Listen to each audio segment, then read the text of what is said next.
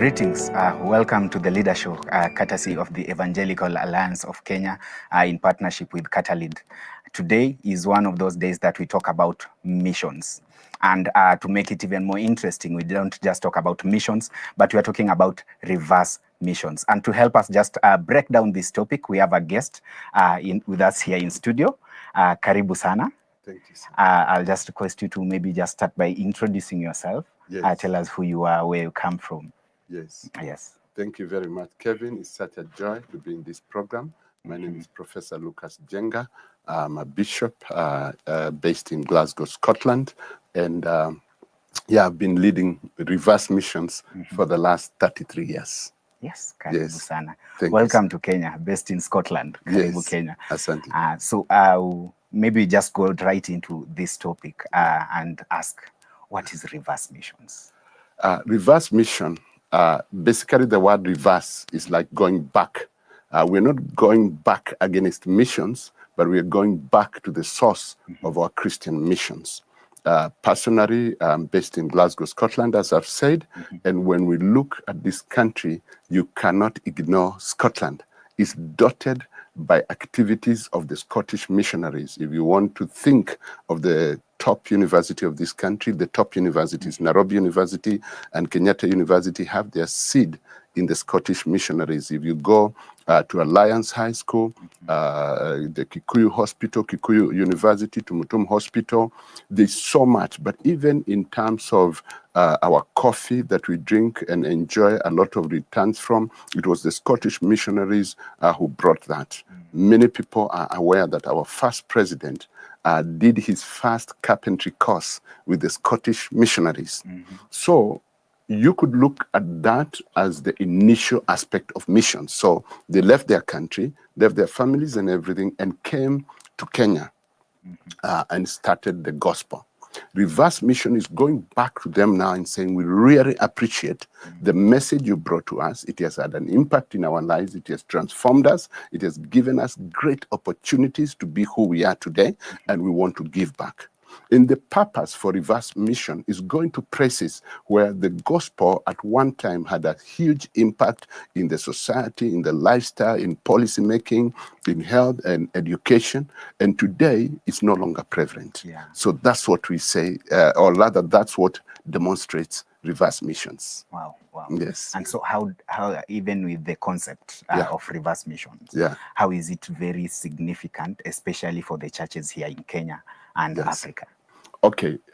Today, recently, I was in a place, I was preaching in a place called Kasarani. And as I drove into Kasarani from Thika Road, every 2 seconds, I saw a sign of a church. And in one place, there was a congestion of signs of churches, and with all interesting and amazing names. And what I felt is that we are having a ministry overload in our communities, which is okay. I have no problem with multiple churches. But my cry to Kenya is that we are children, we are vibrant, we're getting babies every day, and we're getting twins, triplets, and quadruplets in terms of mission. But there is our grandmother, or our great-grandmother, great-grandfather, who no longer has the capacity to give birth to new babies and to new children. But more than that, they are aging and ailing. And they need these grandchildren to come and give them company. So what we say, and what I'm saying to Kenyans, is that we need to ask ourselves, what can we give back to those who preciously brought this gospel to us and made a huge impact in our nation? So in reverse mission, we are saying to churches, when you're thinking about planting, so I'll just give an example of denomination X. I'll not mention the name. So denomination X is planting churches in Kenya in the thousands. Why can't you, for every 2 or 3 churches, say every 3 churches will plant 1 church in Scotland? Every 10 churches will plant 2 churches in Europe, so that it becomes an intentional mission and an intentional strategy of the church to go back to the places where we originate. It's just like sending your children back to shags and to go and spend times with their grandparents and just bring the joy of being with them. Yes. Yes, yes. Yeah. And when you talk about reverse missions, Yeah. there's about people talking about the global south, Yes. global north. Yes. What is all this, and Yes. how has it shifted even how missions are being done? Okay, maybe that's a very good question because it speaks about me. You cannot speak about global north and global south without touching about my life. Because growing up as a little child, I became a Christian when I was only 9 years old. But my interest in faith started when I was 5. Yesterday I was speaking to my uncle, and he was very impressed with my memory because the first service that I can remember, my uncle was in that service, and it was in the Lanette Barracks, where Cardinal Maurice Utunga, who was then the primate of the Catholic Church, came to Lanette, where I had started nursery school. And I have very good memories. After that event, my father took me to the upcountry and engaged with another uncle who was a catechist in the Catholic Church. And he taught me the basics of the Bible, the Catholic Catechism. And I got so impressed, and I just got so interested. So whenever there were Christian activities, whether the activities were for adults or for young people, it didn't matter, I was there. And in 1977, a great preacher from the United States called T.L. Osborne, many people would know of T.L. Osborne, came to Nakuru. And my elder cousin, now the daughter of my uncle who was taking me to the Catholic Church, took me to this big event. And without knowing what I was doing, I lifted my hand to give my life to Jesus. Wow. And that transformed my life. But one thing I'll always remember, and those who remember that event, it's many years, 77, it's not a short time. But one thing T.L. Osborne said when he was speaking, that if you can trust God for salvation, which is a real transformation, then you can trust God for anything. You can trust God for healing. You can trust God. And his emphasis that time was on healing. And he put his case so clearly, such that I saw people instantly being healed. I'll never forget seeing people stretch their arms, which were kind of withered, their legs, people walking up and all that. And that impact is what has driven me. Now, that time, the global north was investing heavily in the global south. There are good things and bad things that came with that, and I'm not going to dwell on the bad things, but the bad things includes the mentality of receiving, which became so much inculcated in our lives, such that everybody today, and I'm saying this with humility, looks at the global north as the source. And that is economically, socially, emotionally, in fashion, in design. We are so aligned to the global north for provision. But you can only give so much. And the global north has given so much. So there are now issues of morality. There are issues of poverty. I work in a city where poverty is rampant. Just recently, this year, 2024, I witnessed a person who had committed suicide because he said, I can no longer feed my family. I can no longer walk with dignity. I cannot go to the pub to have a drink. And this What is in is the Scotch. life? What is the life? What is it worth living? Then he killed himself. Suicide, mental health, and all these issues are rampant in the Western world. And time fails me to go city after city. But let me focus with Glasgow City, where I've lived for the last 22 years. I left this country through the Anglican Church. I was the youngest Anglican minister to be ordained in this country. I'm still proud of being the youngest minister in the Anglican Church. Congratulations. And soon after my ordination, the Archbishop sent me to the UK, and then to Geneva, Switzerland, and then to South Africa. So I was very privileged at my very early age, in my early 20s, to be exposed globally. And as long as I reached out to the white people, to the Scottish, to the British, and to the people in the global north, my ministry was very successful. But I always like also confessing where I failed. And this is the sin of comfort zone. We always want to be on the comfort zone. And so what happened, I started bringing my brothers and my sisters and my cousins and my uncles and my relatives and my village people into Glasgow. And then my wife and I made them very comfortable. We were very aggressive. I'm a businessman, by the way, I forgot to say that. And so I do business par excellence. And when I was doing business, I was able to cater for many people. And so what we did, we started forming fellowships that are Kenyan based. And it was enjoyable because we sang in our mother tongue, we ate our local delicacies and did everything. And I think that is where many of us fail when we talk about reverse mission. Because reverse mission for many is to go back to UK or go to US or go to Europe and start a Kenyan church and bring all the Kenyan nurses and the Kenyan doctors into a social gathering that looks like a Kenyan church. Yeah. But that was my biggest failure, and I think I wasted over 15, 20 years in doing what today I feel was the wrong thing. There's no problem with ministering to Kenyans. There's no problem with ministering to people from your country, but you can do that well and better in the country of your origin. I feel God has had to provoke me, and I'll share that briefly, through a very serious wake-up call. About just before COVID, one of our church members got a dream. And the dream was definitely showing that God is going to finish our congregation. We had a massive congregation, a big building, a 3-story building, with all the things that you can expect, places for kids to pray and everything. And this dream came that this was going to come to an end. And I got shocked because how do you get your church finished? Yeah, What do you do after that? yeah. So it was a shocker. So I got into prayer and fasting. And the more I fasted, she got another dream. And this was now even more severe. It was more stern that what we are doing is coming to an end. So I said to Judy, this one, what do we do? He said, Bishop, I'm just giving you the message the Lord as he has given it. So I realized that I was doing the wrong thing, to ask God not to destroy our church. So now I started praying and asking God, what do you want us to do? And where do you want us to go? And the Lord told me to take a sabbatical so that I disconnect myself with what I was doing. Yeah. So in 2018, I took a 3-month sabbatical, came and went to the bushes here in Kenya. My wife and I stayed in a place where there was nothing, the comforts that we have of today. Yeah. So we had no running water, no power, no internet, nothing. There was not even roads to get where we were staying.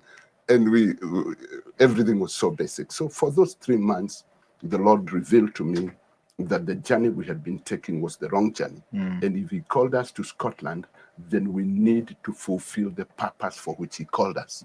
So I said that to my wife, and she said, that's not a surprise to me. I think we've been too comfortable. We've been socializing. We've been doing things that really don't align. Because let me tell you, like in the elections, what was the last elections before 2022? That is 2017. Yeah, in the 2017 general election, my church was like a campaign ground, because that's where all the Kenyans met. And so that is in Scotland. In Scotland. So there'll be the opposition and there'll be the government. And even you could see people's veins almost bursting with passion. And you could really tell this is no longer a church. I could feel it in my spirit. I could tell people, but there wasn't much. So anyway, that dream was a massive flood, and the flood came and damaged the building. So the 2019 was not an easy year for me. I was really praying and fasting. We did a lot of prayer events in the church and cried to the Lord. And God gave me a message for 2020. In January, we normally have the overnight prayer meeting from 2019 to 2020. And in that overnight prayer meeting, my message was that if people are not going to fulfill their potential, God is going to dislocate them. And you scatter them in a way that they'll never come back together again. That was a powerful message. It's available. It was on Facebook. It's on YouTube. It's available in many forums. And then immediately after that, we entered into 31 days of prayer and fasting, and it got more and more clear that we were going to move. Now, for me, in my human understanding, I started to look for another building because I thought God was fed up with the building that we were in and the environment. And we got a building and got a mortgage and got everything organized. And then come March 2020 and COVID hit. and all the churches were shut. I was locked down in Kenya. I had come for a funeral of a daughter of a very dear friend of mine. I never even got to attend the funeral. And we were here, my wife and I, for the next 1 year, more than a year. And during that time, our building was damaged by water. And by the time I went back, the roof was literally coming down. It was unsafe for human habitation. And the building was flattened. So today, if you go to where our church building was, is a flat ground. There's nothing. There's no stone on top of another. So the word of God through the dreams that my sister Judy got. Judy is a wife of one of our pastors, who's in charge of our church in Scotland. So the dreams came to pass. The other building, we had already gotten a mortgage, but we could not sustain it during COVID. So we lost money. So the Lord was very clear that what you have been trying to do is not part of my mission. That's not what I call reverse mission. And he started giving us burden for the Scottish people. He started giving us burden to visit our old friends who we had lost contact because of our involvement with Kenyans and Africans. We had a United Pastors Forum, which was only united among Black people. We had meetings, we had celebrations, we had festivals, all aligned to the African community in Scotland. And the Lord told me, you've been going in the wrong direction. And that's why the passion for the Fire for Scotland is so deep in my heart. I think I've given a bit of background. Yes, and just sharing your experience. Probably what I'll ask you is just to share what are the success stories from that, because you've given quite a good background of how you even did you opened your church, how it progressed, and how you even came to a point where the Lord was telling you, now this is not part of my mission. And so what are the success stories even in all that? So personally, as I said, I'm a multifaceted minister. I'm a marketplace minister. So while we've been talking about the church, which had become purely a Kenyan church, I was also working in the university, and I worked in universities in the UK most of my life. And in the university, I had students' ministry. In the university, I engaged with parents, I engaged with professionals. I also became an advisor to the Scottish government on African matters. And most of the people I was advising were Scottish people. I was still a very good friend of the moderator of the General Assembly of the Church of Scotland. So I got a lot of insights and information about what was happening in the local church. I was also a member of the Synod of the Episcopal Church of Scotland, which was the Anglican version. So some of the things that I was involved in, one which is still heartbreaking, but I had a great success, was the debate on homosexuality. And while I have no problem with any human being, because sin is sin, whether it's homosexuality, whether it's immorality, whether it's stealing or cheating, or the sins are the same. But my argument was, you don't condone what you consider sin. What you do is to help and support people to come out of their challenges. And with success, I was able to engage with a lot of people who are confused and they were not sure whether they are homosexuals or they are not. I was able to engage with people who are going through difficulties, but I was also able to put a very firm stand in the process of the debates that there is the position of all these matters in the Bible. And that's why we had to part ways in many areas, because I said I'll be an Orthodox Christian who believes in the letter of the Bible. And I believe that the Bible is the word of God, and it's inspired of the Lord. It's good for teaching, for correction. And so anything the Bible says do, I do with passion. Anything the Bible says don't do, I refuse to do it with a passion. So my successes was to be a voice for people who believed in God across the board, whether it was in the academic institutions, political arena, and all that. And sometimes I got hated because of my eloquence in these debates. But the other success that I'll always never forget is that I was able to help in the universities to keep the fire of Christ burning. And I was able to bring a lot of young people into the universities and create strong and vibrant Christian unions. I created vibrant Christian fellowships and even marketplace ministries that are aligned within the Christian church. And thereby being able to acquire assets for the body of Christ, the buildings I'm talking about. Today we are buying churches off from the Church of Scotland and other churches which have the potential to be used for the prospering of the gospel. So in short, I would say, though diverted from the focus, we kept the fire burning. We were present. We were there when the voice of Christ was needed. We were there when people wanted to see the directions and what to do. So, of course, with all our human weaknesses, there are things that we didn't do as much as we can do now. And that's why when God reignited the fire, because when the bishops anointed me with oil and consecrated me to become a bishop of the diaspora community, I took time to pray and fast. And what the Lord said to me, emphasis must not be in establishing African-led churches for Africans, but it should be establishing missions where we have a cultural understanding, understanding the context, understanding the struggles and the difficulties and the journeys of the local people. Not coming with a pointing finger, condemning and challenging and accusing. Not even saying that this nation has left God, because a nation can never leave God. People can leave God. Individuals can go away from God, but a nation cannot. And God, the presence of God can never be quenched. Elijah said that all the prophets have been killed, and I'm the only one who is surviving. And God said, no, that one I beg to differ. I agree with everything else, Elijah, you've been doing. But as far as people standing for me, there's still at least 700 prophets and their followers and everything else. And that's my conviction, that when we go back to the global north, when we go back to reverse mission, we must not go with an attitude. We must not go with a view that we are going to revive a dead church. That is wrong. There are people who have lived all their lives. I have a friend called Reverend Fraser Oxton, who is a member and a minister in our ministry. And he's been prayerful. We've prayed with Reverend Fraser for over 22 years. And I've seen God move in the life of Reverend Fraser Oxton the way I've never seen anywhere else in the world. He's been used so powerfully. So I know there are people who are holding strong to the faith. They may not be many. The numbers may not be as great as they are here in Africa. They may not fill an arena every now and then. It takes a lot of efforts to fill a stadium.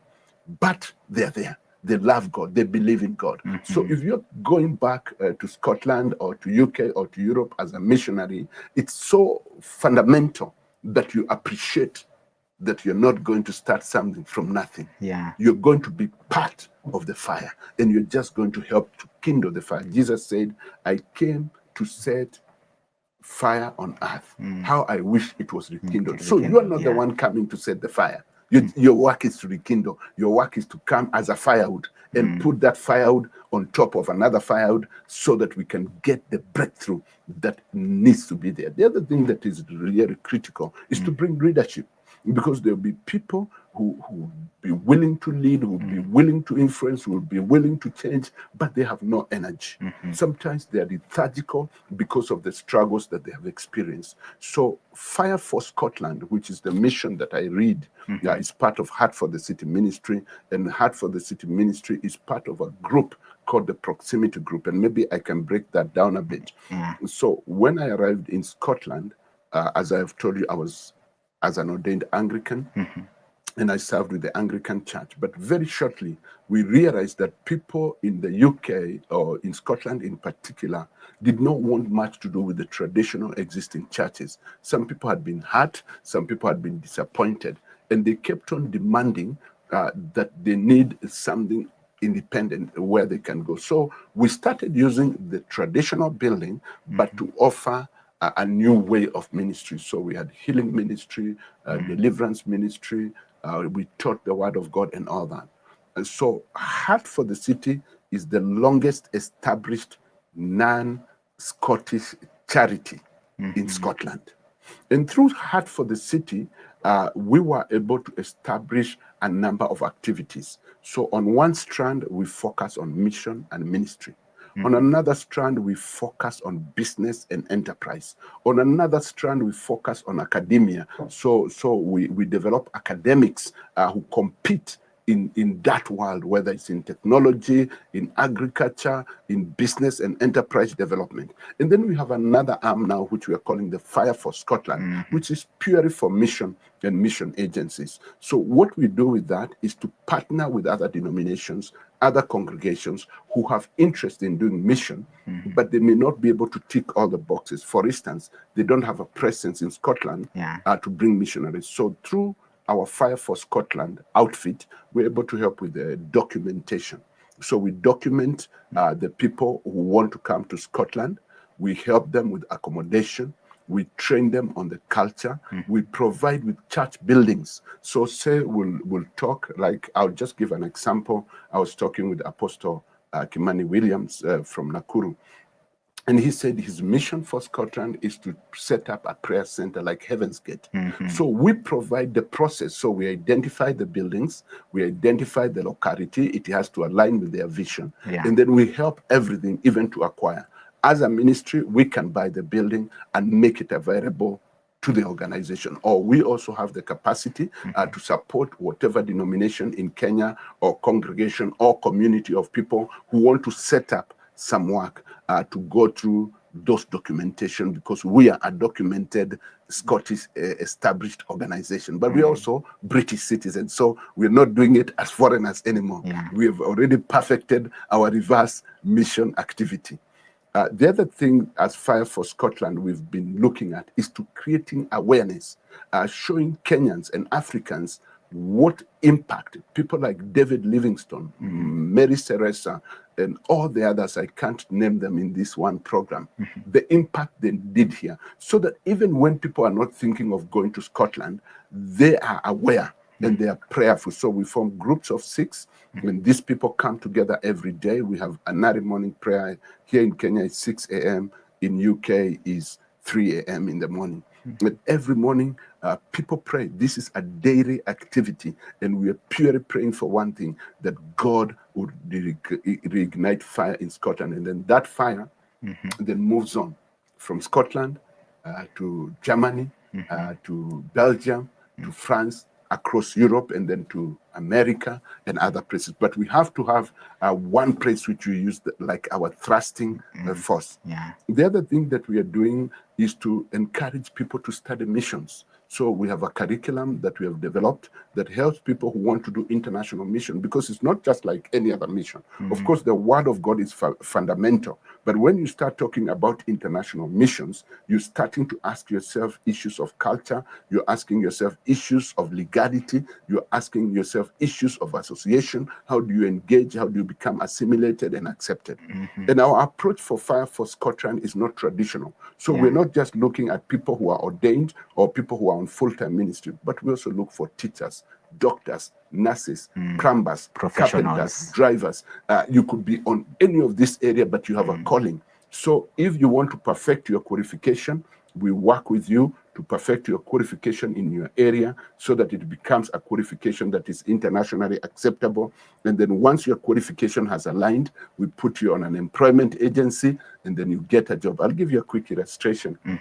We are negotiating with one of the largest chain of supermarkets that needs people from the top to the bottom. So managers, supervisors, front office, food and beverage, all the way to the bottom. And once we enter into partnership with the chain, then we can put people anywhere in the world, because these are global chains. And so this is what we do as an organization, to farm the foundation and to put the structures in place. Then people are not arriving in London or in Scotland and they are called for a mission, but they don't even have paperwork, so they are hiding, ducking and diving. They don't want to meet with authorities. So, for instance, in the UK, our alignment is with the British government, the British High Commissioner here in Kenya, and any other authority that is necessary, so that we are doing a transparent and end-to-end structure that Kenyan government recognizes, the British government recognizes. And when we go to the next country, we use the same kind of methodology. Wow. Wow. And so maybe there's a viewer who is listening to you and they're asking, you've mentioned about Fire for Scotland, how you are able to even help the churches here in Kenya in establishing churches there. So how do they come on board? How do they get involved into this? Interesting question. I was praying that you'll ask me that question because many times you watch these programs on television and then you just remember there was that amazing program that Bishop spoke so well, and then what? So what do I do? We've put very good structures in place. We have a mission director and we have a complete team under the mission director that works to engage with individuals, institutions, churches, that is congregations, denominations, Christian organizations like Evangelical Alliance and many others. We're also working with Christian universities. So it's a very simple structure, and we'll give you the contacts in the course of this program. We'll keep on repeating these contacts so that you are very clear and aware of the process. A very simple process. So number one is just to indicate your interest. We have a Google form where you just complete that form and you give your details. You say what you'd like to be involved, whether you're just an intercessor, whether you want to help build the knowledge and build the awareness, whether you want to lead a group of 6, whether you want to start being prepared for missions through training, because we have different courses, starting from simple 8-week certificate course, diploma course, first degree, second degree, and even PhD courses, because we believe that reverse mission must be the activity of the coming years. Churches have to equip themselves. Governments are talking of sending people overseas for work. What a wonderful opportunity if churches were to align. Instead of fighting with the government on saying it's a brain drain, they say this is an opportunity for missions. So churches start to align alongside the government policy and alongside, like now when our president went to Germany and got 500,000 jobs. Saying, my goodness, churches should wake up and look at these 500,000 opportunities, align their members who have a mission call and train them and prepare them, and then station themselves in these countries. So if it's like Scotland, you come, we already have a massive office with all the technology that is needed, and you have a base there, and you set up and you start setting up congregations. Now, I'm telling people, when you engage with us, you're going to see more than you have ever imagined in missions, because some of our missionaries will not go to preach. They'll go to clean elderly women and elderly men. They'll help them to sleep properly and wake up and sit. They'll help people to go for a walk. They'll enter into the golf courses and play golf with the likes of Fraser Oxton, who is 86 years, and he really enjoys to hit his golf ball. I spend about 3 days in a week, just 4 hours each day, just to go with Fraser to play golf, and that's an amazing ministry. So think out of the box, because once you start making this friendship in the football pitch, in the basketball, in the orchestras, in the symphonies, all these places, you are then reaching out what I would call organically. You're organically getting connected. So we train you on that. We also give you the opportunity to visit. For instance, next year, from the 15th of May all the way to the 15th of June, we want to flood the whole of Scotland with missionaries. We're inviting from Kenya, from America, from Nigeria, from other African countries, and we've confirmed very senior church leaders led by Bishop Dr. Mark Kariuki, who is our patron, and my father, my spiritual father. He'll be leading a huge influx of outreach. So there'll be golfers, there'll be tourists, there'll be businessmen, there'll be women groups, youth groups, there'll be footballers, and they'll all flood Scotland in preparation for the Commonwealth Games, which will come in 2026. So what we are trying to do is to align ourselves. So when you contact us on the details there, you immediately get our feedback either on WhatsApp, telephone call, email, whatever way you get in touch with us, and immediately you can form your prayer group. Even before anybody talks to you, you just need 6 people, and then register your group. we are asking for a contribution of 1,000 shillings for every member who registers, and this will be annual, so that we're able to promote television programs like this one. We're able to advertise nationally. We put billboards across the country, and then we start preparing for hosting of missionaries in the UK, so that even if a denomination or a congregation was very small, and all what they were able to do is to send somebody to Scotland, we are then able to feed them and take care of them and able to settle them when they come. So yes, there's that entry. But before I go through that, it's important to say why Scotland is important for us. Yes, yes. I was actually about to ask, maybe you just give us a picture, the real picture of the church in Scotland, so that we may be able to understand why Scotland. Why Scotland? Yes. Okay, maybe I start with myself. Why Scotland Lucas Jenga, and then why Scotland Kenyans, and why Scotland Africa. Yes, please. Okay, so for me, as I said, when I was quite young, my parents took me to a boarding school in a place called Elbagon. Elbagon is in Nakuru County, and there was a PCA church. It's called, PCA is also the Church of Scotland. And I had never seen, and I don't think I've ever seen after that. We had such a passionate catechist. And this catechist always, before starting to teach the catechism, he painted the picture of Scotland, and he painted the missionaries from Scotland, and he would talk about the actual church, and then he would now come to all what you need and I started forming imaginary pictures of the beautiful country of Scotland, starting from the north, the Hebrides, going through to places like Inverness, Aberdeen, and all these places came with a lot of interesting history, but also very interesting people. As you come down towards Glasgow, you then, even before you get to Glasgow, you meet people like Mary Celesta, who left Scotland as a young lady and went to Nigeria and found a tradition where every parent who had twins, they had to kill one of the twins.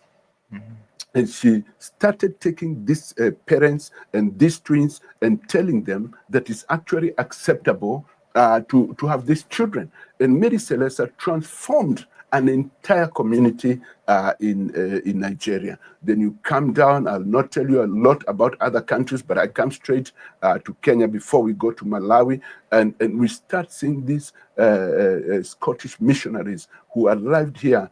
For instance, in Ukambani, we had John Scott, who started a lot of work, what we today call the AIC Church, and what we call one of the first Christian university, Scots University. It was Scots Theological College, is now Scots University. And as you go down into Nairobi, I talked earlier on about the Alliance High School. I talked about Nairobi University, Kikuyu campus. I talked about Kofi. I talked about Tumutumu Hospital, and all these other mission hospitals that were started. But remember, there are also places like St. Paul's Theological College, where the Scottish and others came together in 1913. That's over a century ago, and put a legacy of ministry training.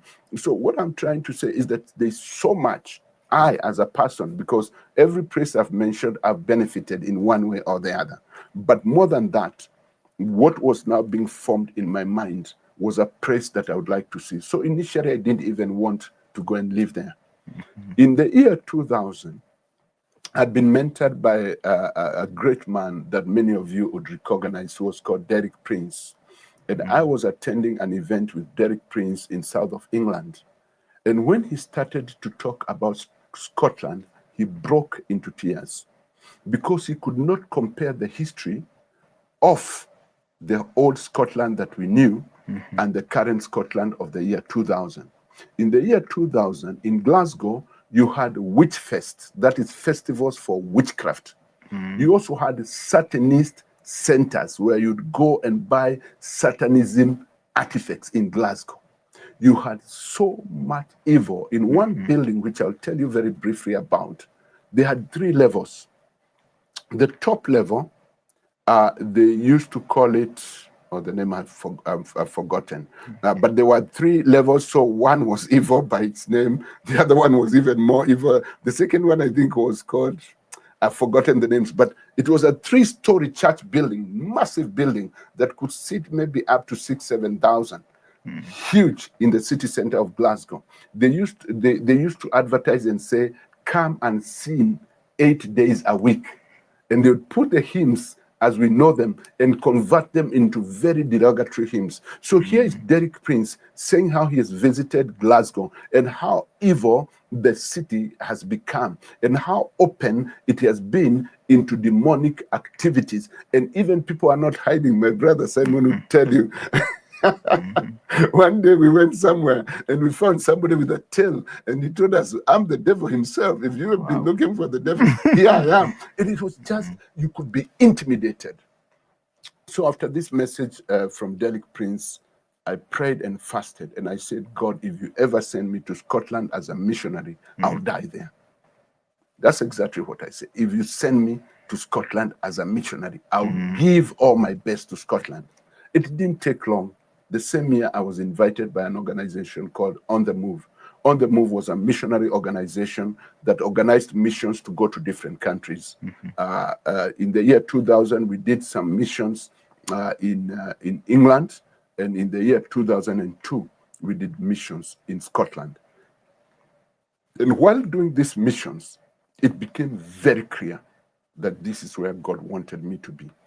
So this elderly man, that's 22 years ago, called Fraser Oxton, in an early morning prayer meeting, we are all praying, the Holy Spirit comes, and we are laying on the floor, and Fraser raises up after and says, I hear the Lord calling you to Scotland to come and help us. Wow.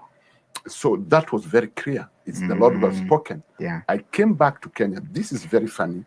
I was living in South Africa, came to Kenya, and I decided now to apply for a work permit as a minister of religion. Traditionally, when you apply for a visa from the British Embassy, you'd physically have to go to the embassy, then wait on the queue and get everything happening. I didn't do any of those. I did my application, got somebody to deliver it to the embassy on an envelope. I was quite busy. And within 3 days, I get a call, and I'm told, come and correct your passport and your visa as a minister of religion. I knew that God had made the way. By the time I got to Glasgow, great men of God, city leaders had come together, rented a beautiful facility for me, got me into the ministry, and it was a slide. It was a walk in the park, as I would say. I never experienced, and I've never experienced the challenges that people going abroad experience. I never did the things that people do, so I would be wrong to say that I went through difficulties. I was embraced, I was loved. My ministry was really accepted by the local people, the Scottish people, and I saw the hand of God. I made serious mistakes, and I confess that I didn't do what I should have done. I didn't take the kindness and the generosity and the magnitude of the reception that I got. And that's why I'm passionate today. That's why I'm saying, given another chance, I want us to impact the nation of Scotland. I may not have as much privilege as you'll have, because you are going to have the innovative value. When you go to a place for the first time, there's something that you get that old people don't get. Even when you visit a home, the mother of the house will take some nice cutleries and feed you. So I'm saying to the new missionaries, don't make the mistakes that we made 20, 30 years ago. We didn't know better. We didn't have any pioneers. We didn't have people to tell us how it was done. But yes, this is the time for Scotland. The issues that we are facing is old age, so there's real need to go and support the elderly. You don't even need to expect them to come to church. Meet them in their home. Don't make them guilty to feel that now that they have known you, they have to start coming to your congregation. Just love them where they are.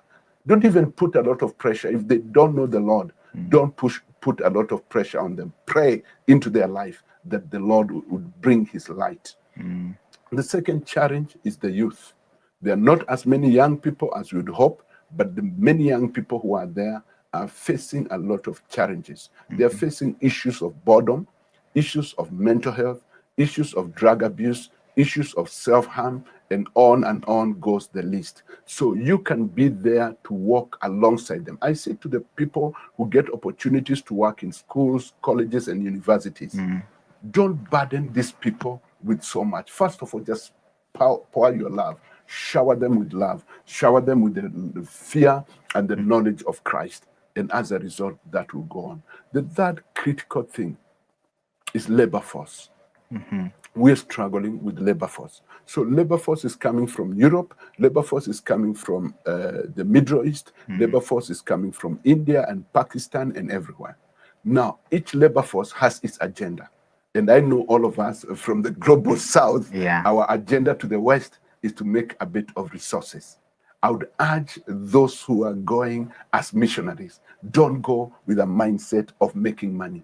Please, I beg you by the grace of God and the mercies of God, go there with one focus, to preach Christ.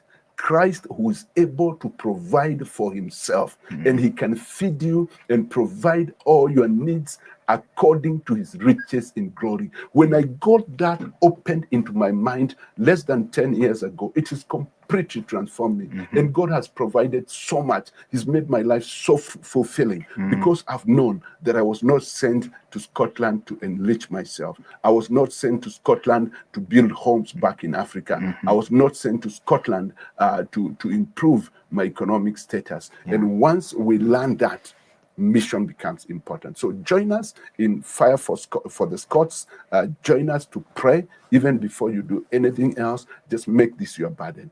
Be part of a group of 6 that is recognized and registered in our movement, so that when we have monthly events, we're planning monthly online events.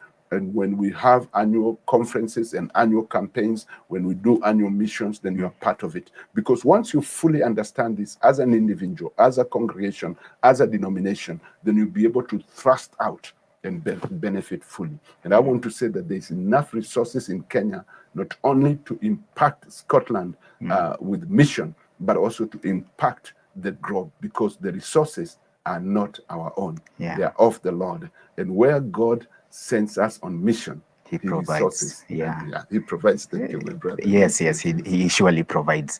Maybe as we almost come to the end, maybe to just ask you to give some figures when it comes to the population in Scotland, the number of Christians who are there, probably the number of churches, or how are the churches dying.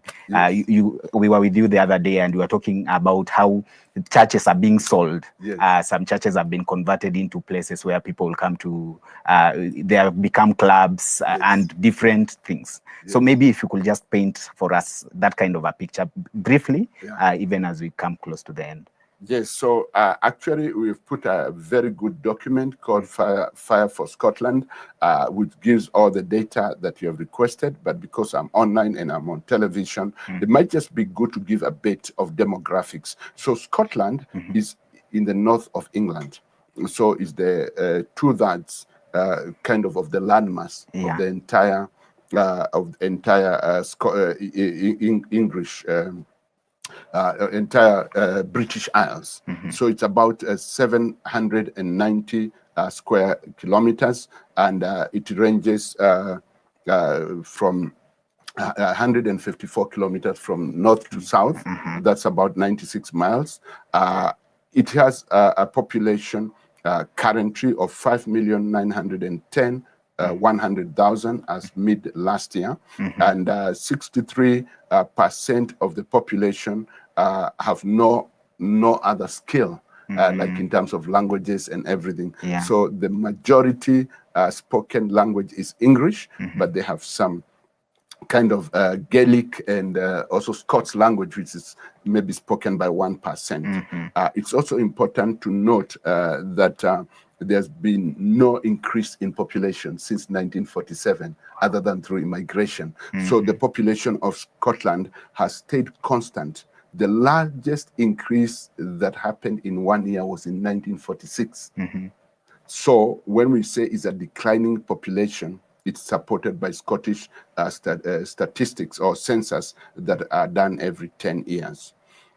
The other important thing, based on the questions that you have asked, is that the church in Scotland, according to the census of 2022, people who claimed any kind of religion, not just Christianity, Yes. were 51%. 51%. The attending population of the entire Scotland, I've told you, is 5 5 million. million. 4 Yes. is 1.2%. That is according to the Scottish census. So the majority of those being Church of Scotland, which takes care of 20.36%, and the entire Protestant group is 38.79%. The Roman Catholicism is only 13.3%. Wow. In terms of decline of the church, and it's a good question that you have asked, you don't even need to struggle. Almost every week, there'll be a headline like this one. Former Aberdeen Church, now a heavenly home, as it hits the market for 375,000 sold. So you'll see that literally every week there'll be a church that has been sold. In other places, they'll say, Jesus has left the building, Scotland's secular slide, and signs of hope. So they say Jesus has left them. This will be on the normal headline. So what I'm trying to say is not unpopular anymore to say that church has no center space. On average, because I've been doing research, churches are being sold. Every time you go to the advance, you see between 180 to 200 churches in the market. I was talking to a senior minister in the Church of Scotland, and he was telling me he can see in the next 5 to 6 years, they'll have sold 1,500 churches from one denomination. But remember, there is also the We Church of Scotland, We Free Church of Scotland, the Baptist Church, the Methodist Church, the Episcopal Church. All this Episcopal Church, which aligns with the Anglican Church where I was ordained, has been selling at the largest scale that I've ever seen anywhere. The other question that you have asked is in terms of what is happening to those buildings. Again, I can share a small video clip where you find a church has become a pub, that is a nightclub. It has become a hotel or a restaurant, a residential, a mosque, a gurdwara. Gurdwara is a worship place for the sick and things like that. So that's what we are losing the church buildings to. Some people think it's okay because the buildings are old and the architecture did not support a lot of modern things. But for me, it's a heartbreaking experience on a daily basis. Wow. Yeah. This has been so mind-opening for myself. And so our time is almost over. Yes. So maybe just to ask you, what will be your parting shot when it comes to reverse missions? What is that one thing that you want to tell our viewers when it comes to reverse missions? I want to say that there's no mission that can be successful without prayer. So the center of what we want to do or what we are doing is prayer and fasting. So if anybody thinks that this message has touched them, whether they'll be able to connect with us or not, please start praying for Scotland. And Scotland will be like a prototype of what we want to do globally. Number 2, reach out to us, engage with us. We have an established office here in Kenya. We have full-time staff who are committed into sharing with you and building this, but also volunteer. I was just talking to a minister of this church. He's in the missions department, and he just called me out of the blues, and he told me, I've just been driving in Scotland, and I'm so burdened by the situation, Pastor Kimanzi. And when he spoke, I heard as if it's myself speaking. So there are hundreds and hundreds of people who'll be speaking the same language. But I plead with you, don't try to do it on your own, because that has been the greatest failure, both in Christian ministry, but particularly in Africa, where you hear somebody talk about something and you run with it. Now, first of all, you may not have the full grace. And secondly, even if you had the grace, you may not have the know-how, you may not have the connection, you may not have, so you might waste so much. My prayer is that we see this as a God-given mission, as a God-given responsibility. And then we rally together with Evangelical Alliance of Kenya, with NCCK, with all the other bodies, and we all come together with denominations, and then we say, Kenya is going to win Scotland for Christ. And if that's all we do as a nation, we'll have a legacy that will never be forgotten. That's my parting shot. Thank you. Yes. Thank you so much for coming. Yes, sir. Asante sana. Karibu. And that has been the Leader Show, courtesy of the Evangelical Alliance of Kenya, together with Catalid. Our guest has been Professor Bishop Lucas, just speaking to us about reverse missions. Until next time, thank you for watching.